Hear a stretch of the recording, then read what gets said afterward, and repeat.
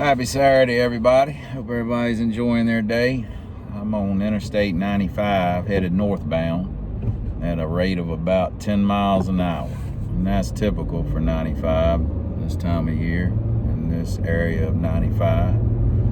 And certainly will work on your patience, that's for sure. But I'm headed up here to do an intervention tomorrow on a young man, 20 years old, struggling with opiates, alcohol, and benzos, and a number of other substances.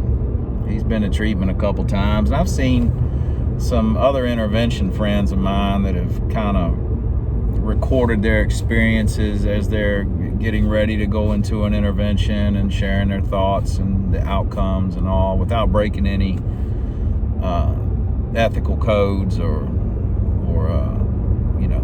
breaking anyone's anonymity. I figured I'd give it a shot and share my thoughts and experiences with y'all. And as I'm going through this thing, we're going to meet with the family tonight about 7 o'clock.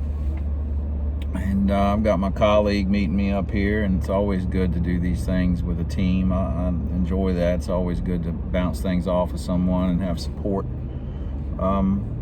Feel kind of excited about this one. He's been in treatment a couple times, got a great family to work with. They've been struggling a while, this whole family has, and they kind of came to the conclusion the other day that they were out of ideas, and they were in a state of desperation, and that's really a good place to be. Kind of sucks to be in it, but from there they can have forward movement, and they're willing to follow directions and willing to really set some healthy, appropriate boundaries in place for this guy to help him out. We're going to remove that safety net that he's been having that's been robbing him of the experience of falling into a strong foundation of recovery. That's what we hope to do tomorrow. So what we do is, they've called me, and they've never met me. We've done some work on the phone. They were referred to me by a treatment center, and I'm very, grateful that a treatment center that knows me has suggested me to this family, and this family trusts me to come in and be of some help. And what an honor that is, that a family trusts you that much to have you come in their moment of crisis and try to help out. And we don't, I don't take that lightly. That's a huge honor. So I'm gonna give them everything I've got. But they've called me, and we've developed a relationship over the phone, and have done some coaching. And what we've got up here tonight is we've got a mom, a dad, a brother, a sister, and an aunt and uncle. And they've been working on their letters for the intervention. We always have them write letters because it's a very emotionally driven event, and we don't want anyone winging it, just kind of talking. We want all their thoughts on paper, and other than reading their letters tomorrow, they're not going to say a whole lot unless prompted by me. And, so we're going to go over those letters and have everyone on the family understand what addiction is, kind of recap on that, and so everyone knows exactly why their loved one can't stop doing what they're doing, and the chances of them just putting down the drugs and putting their head on straight by themselves is not going to happen. So we'll do that tonight at 7 o'clock. It's going to probably take about 2 hours of rehearsal time, we call it. I like to call it the big pep rally, before the game. Because tomorrow's game day. Tomorrow morning about 8 a.m. we're going to roll in, and, look, we don't come in with sabers rattling or, shotguns blasting or anything like that, or pointing fingers. We're going to ease in and sit everybody down, and somebody's going to go up and wake the young man up and let him know that somebody's here to talk to him. And everybody, when he comes down, everybody's gonna hug him, and I'm gonna introduce myself and let him know why we're there. He's gonna know it's not a surprise party. Pretty much everybody knows when they walk in what the situation is, that it's an intervention. Let the family share with him how addiction has affected them and how they've seen it affect him.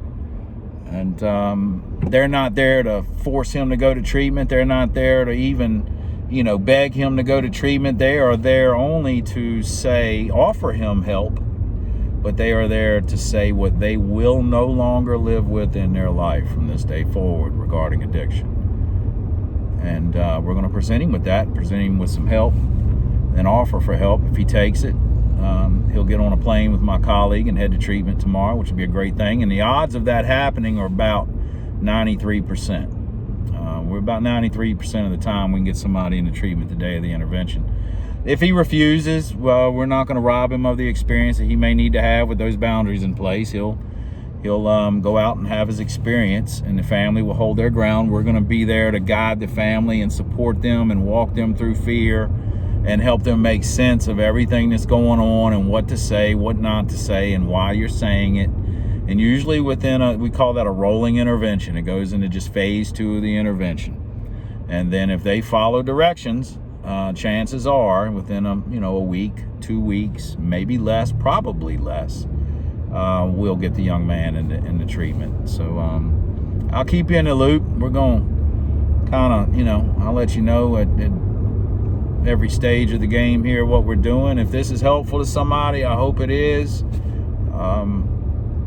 And everybody just kind of say a little prayer. Hope this guy accepts some help, because everything happens for a reason. Every struggle that this guy's been through, if he can bounce back from it, if he can be regrounded in recovery, then everything that he has done up until this point will not have been in vain. That he can use his experiences to help somebody else, just like I'm doing, and his family. This family will be able to help other people. So really what we're doing here is we're kind of changing the world, one family at a time, because this family can go out and touch another family, and it just kind of snowballs like that, So, and we need that right now.